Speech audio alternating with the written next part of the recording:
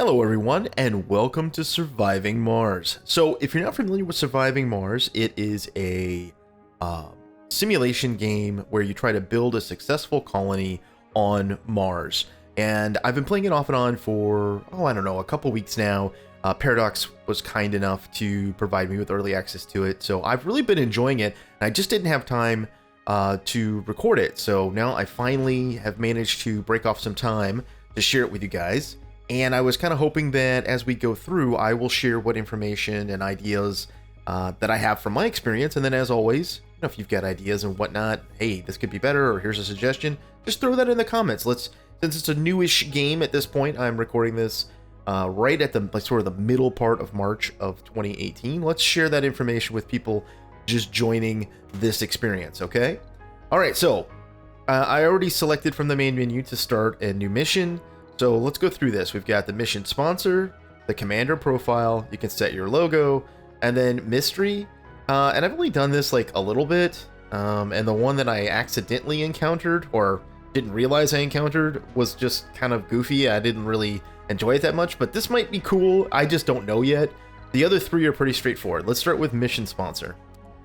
Okay, so you can choose who's sponsoring your mission, and you can see the difficulty rating. It tells you how much funding that you get initially, which is sort of a big deal. And then research per soul or rotation is a big deal too. So like in this case, International Mars mission, you get 300 per. There are some where you get, like this one here, Blue Sun Corporation, you only get 100 per, but then there's a bunch of different modifiers that you get. You can buy applicants, you can get additional rockets significantly cheaper. You get a bonus tech, deep metal extraction. You just have to figure out kind of what you want to go for. What I'm going to do for this series is kind of just take a moderate approach and give you guys an idea of how you can start off a colony where it's not frustrating, because you can really rank up the difficulty, and I have. But for your first time through, because there's some other challenges with Surviving Mars that I'll get to in a moment, might not make for the best play experience. So for this playthrough, we're going to take one that I'm familiar with. Let's see. We could either go... Spacey Y is not bad.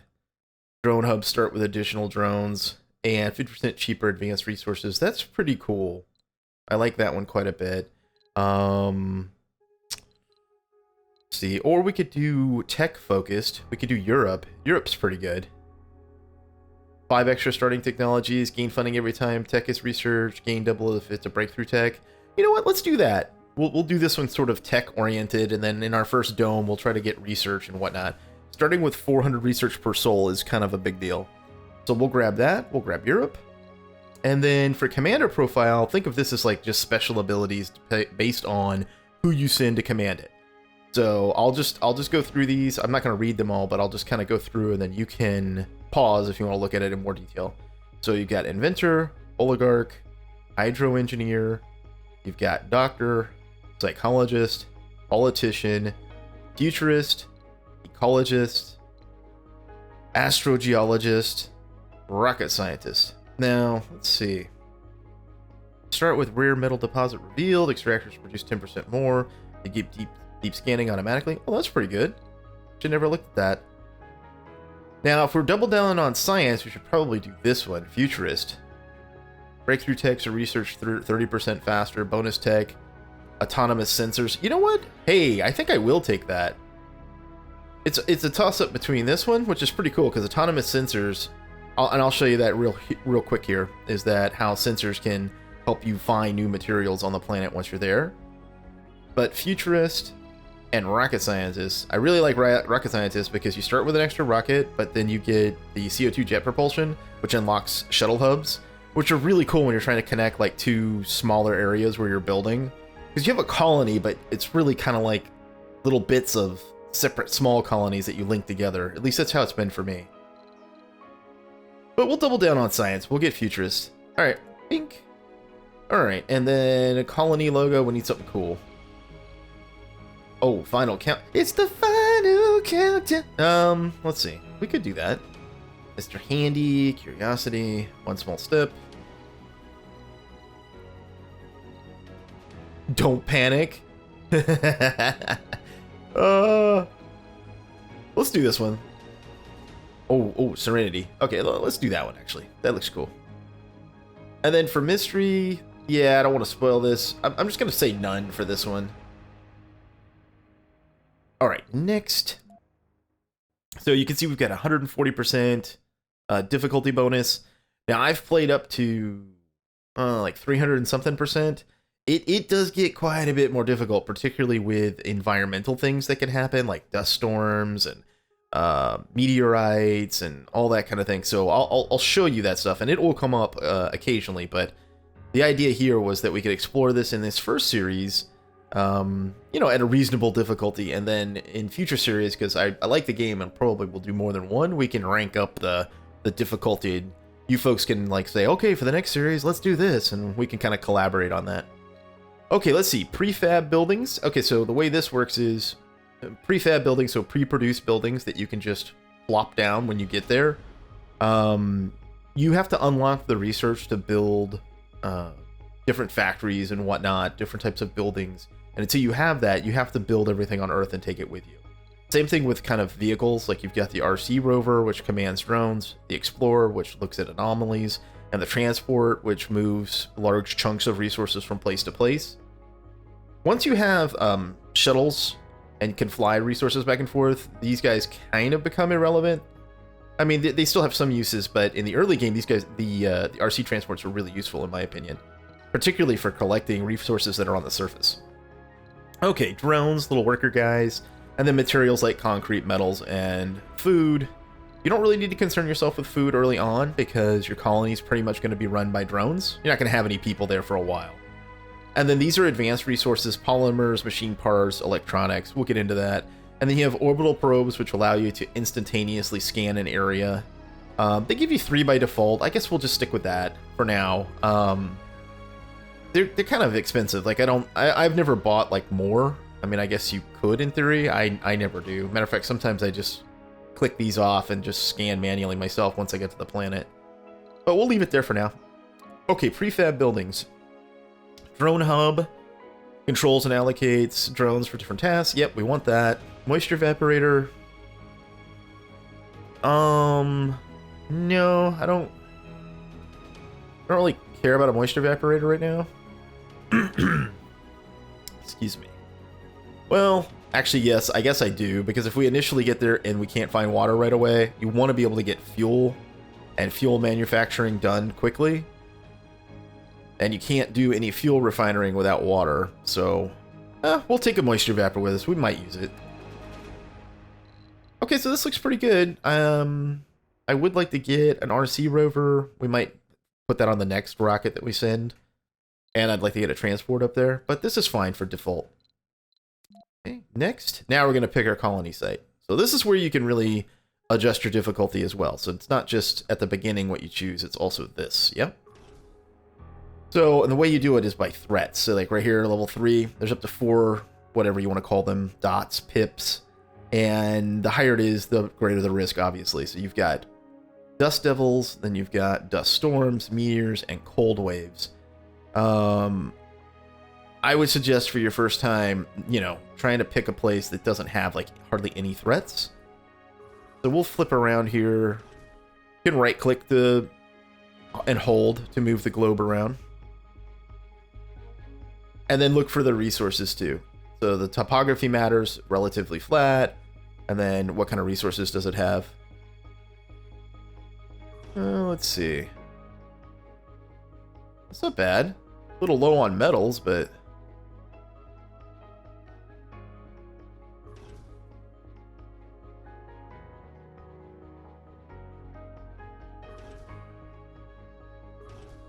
And you can just like go wherever you want and it'll give you, it's just these are preset sites where it's like, hey, this is what's here and it's somewhat reasonable. What's this one? Beta. No.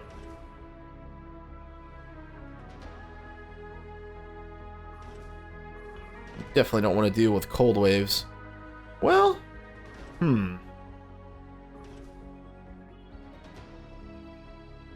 Mariners, or whatever the heck that is, Alpha.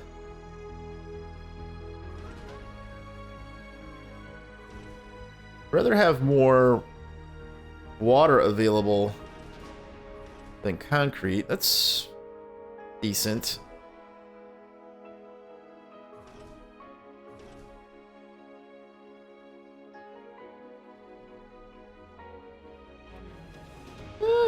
This isn't bad.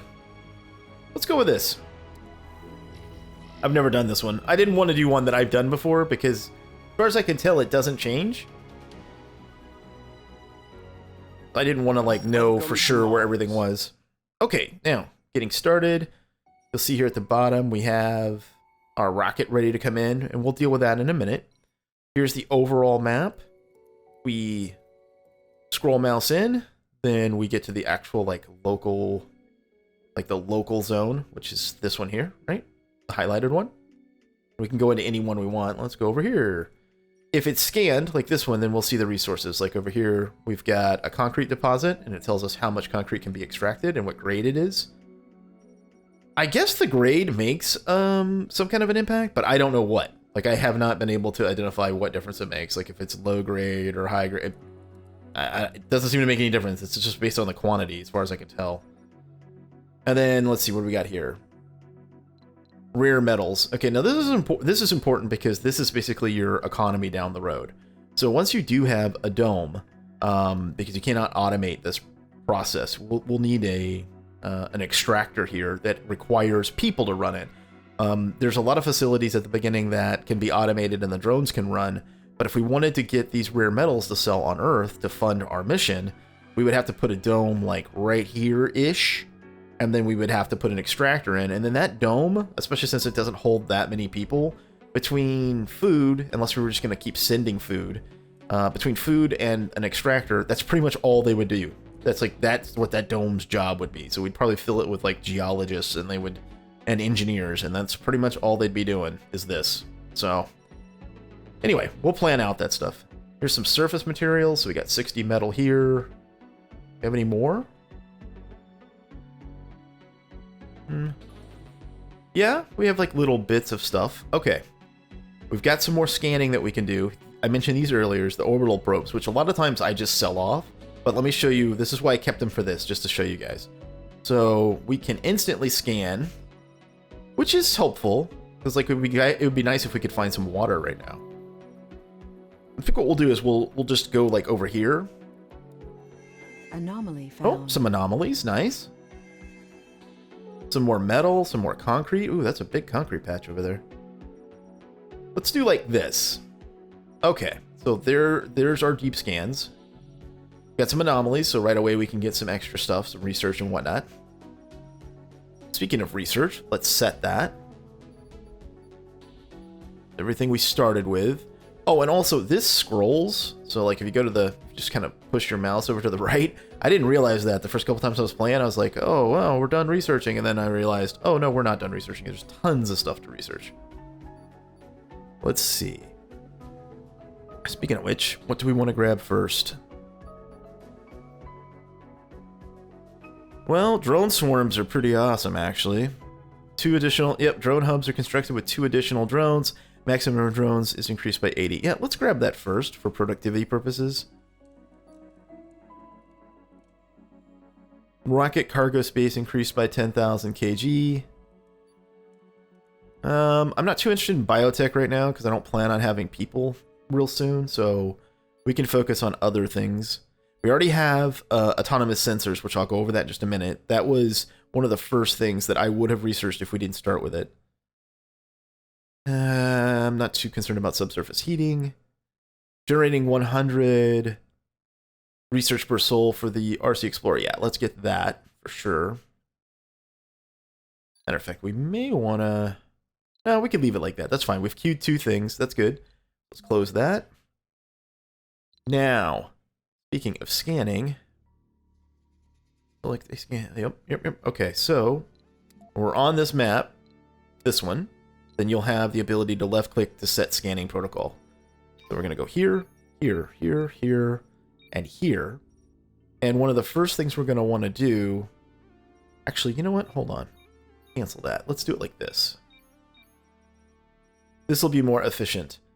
And I'm going to tell you why. Because depending on where we decide to set down... we'll be able to put some sensors up right away, which will quickly increase the or quickly reduce the amount of time it's going to take for us to scan these other areas and open up new possibilities. All right, so let's bring our ship down.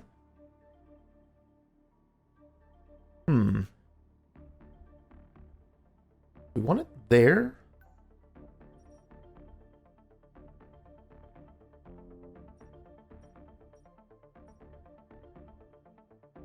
You know what? I think that's fine. Let's drop it over here. You can see that kind of highlighted area. That's the range of influence that it has for controlling drones.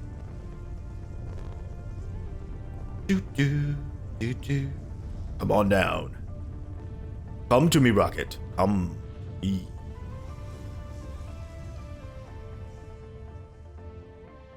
I like watching the rockets. They're pretty cool. All right, now let me pause it for a second. Storage.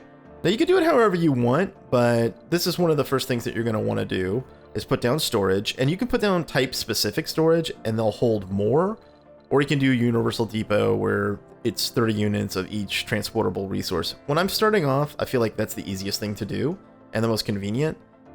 So go like this, this, this. And we'll speed things up a little bit. Let the little drones come out. Now, since they haven't been given a command, by default, what they're going to do is unload everything from inside that particular rocket. If there isn't anything to unload, then they'll prioritize gathering resources. So in this case, they're going to go get these surface metals. So that'll keep them busy for a little bit. Meanwhile, we're going to take our explorer and we're going to go over here and scan this anomaly, which will give us, because it's the magnifying glass, will give us additional research. And then this is like, we don't know what this is. It'll be some kind of like mystery resource. Maybe it'll be water. That would be nice.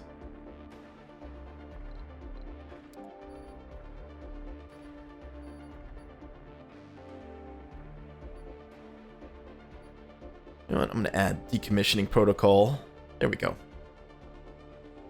I usually play on the fastest speed because otherwise it's just a little too slow for me.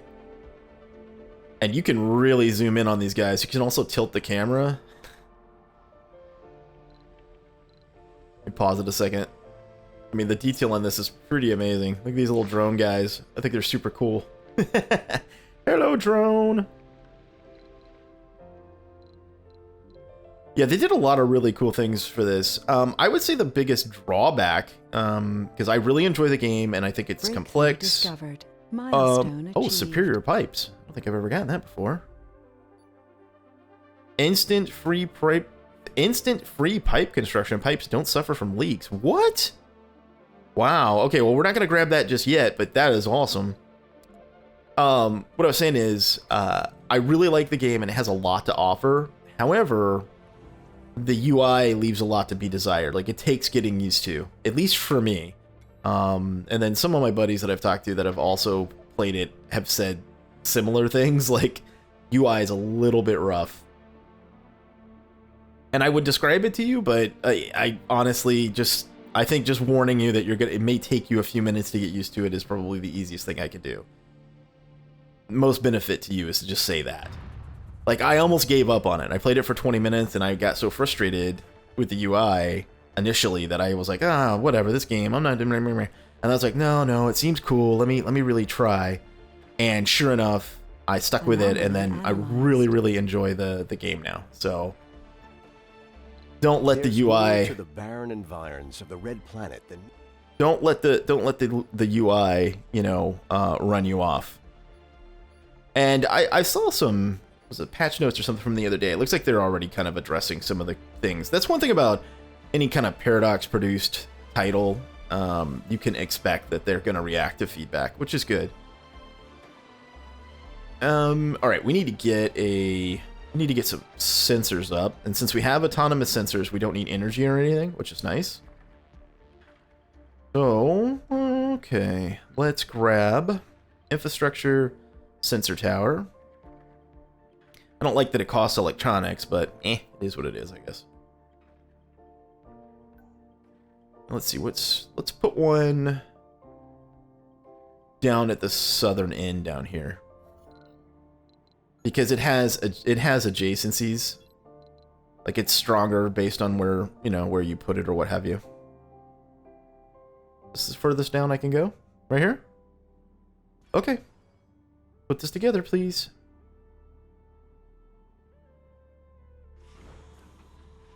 No, I could have put it over here. Cancel that. Why are you saying I can't? Oh, because it's technically unexplored. Okay, well, that doesn't mean I can't put the thing in there. We have the drone range. Put it there. Yeah, that's good. I like that.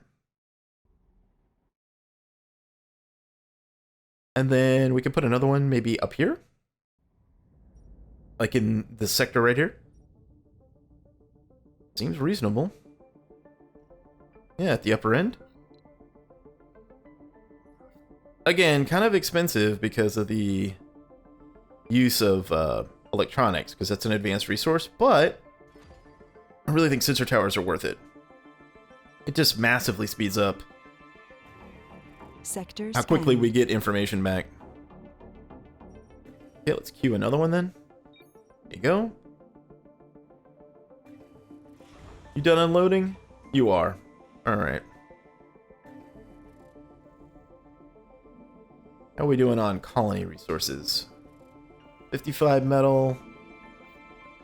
Okay, we could get some basic stuff down. I guess we'll go ahead and put down some energy. We'll get some concrete going just so that the drones, the fellas, have something to do once they're done doing the surface metal.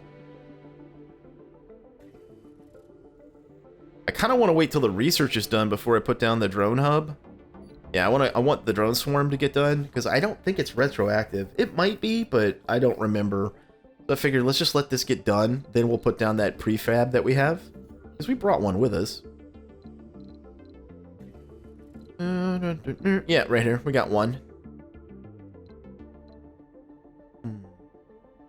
Let's see. How do we want to do this? Concrete extractor here, and then we'll need a place to drop off like the bad junky stone and stuff. I guess we could put that up here.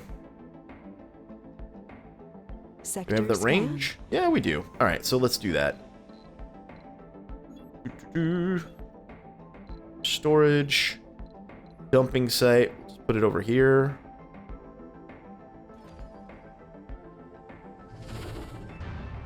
Hey now. Easy with that, meteorites.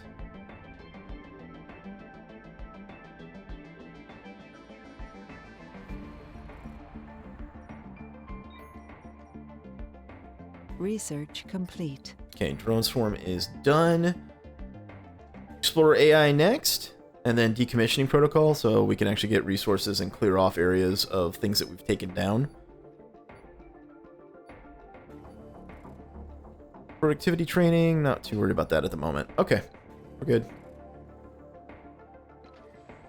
You have nothing to scan? Really? Come on now. Alright, let's put down... Hold on, let's pause it for just a sec. We can think about this. Concrete extractor here. They'll drop the waste rock there. And then... we could just put some concrete specific storage like here. Yeah, that'll work. And then if we find some water, or if we put down our water, what's it called? What is that thing called? Moisture evaporator.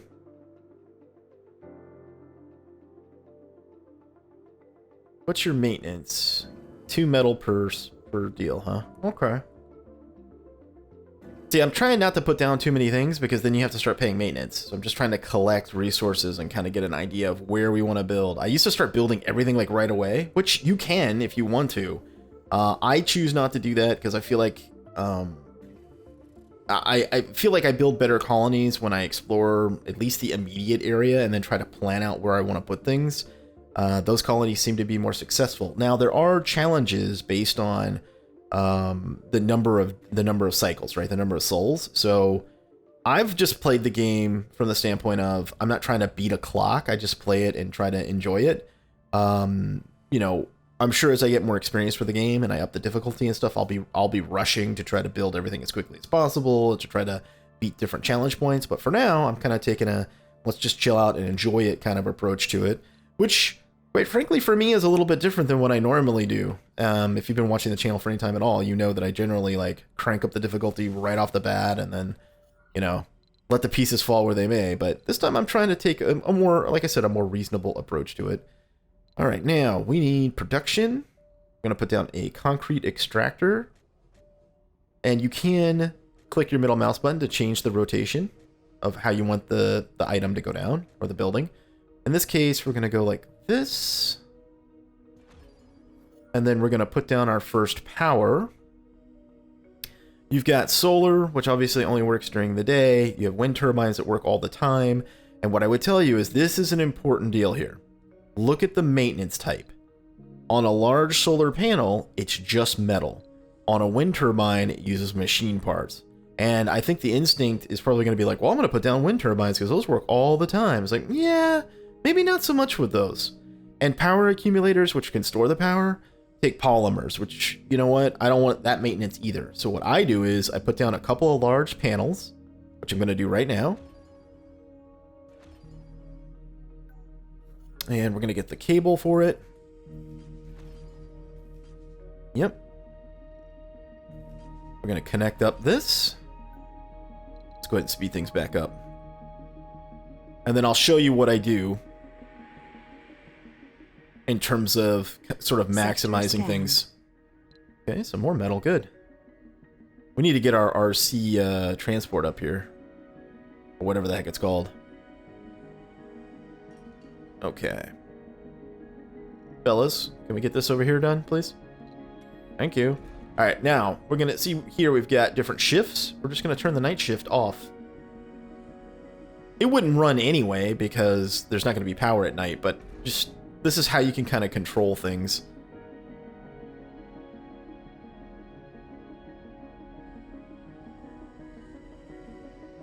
Technically only need one, but go ahead and build a second one. That way if something needs to charge, like for instance this, you watch. Let's go charge this up. Oh, it took all the power from the grid while he's charging. So we'll get an extra panel. It's okay, we can afford it. Sector scanned. Anomaly found. Oh, a bunch of concrete. Nice. Oh, an anomaly found. Hey, right here. Great.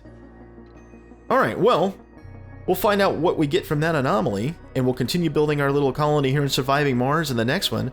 I hope you enjoyed this sort of, you know, intro / small tutorial video here for the first episode.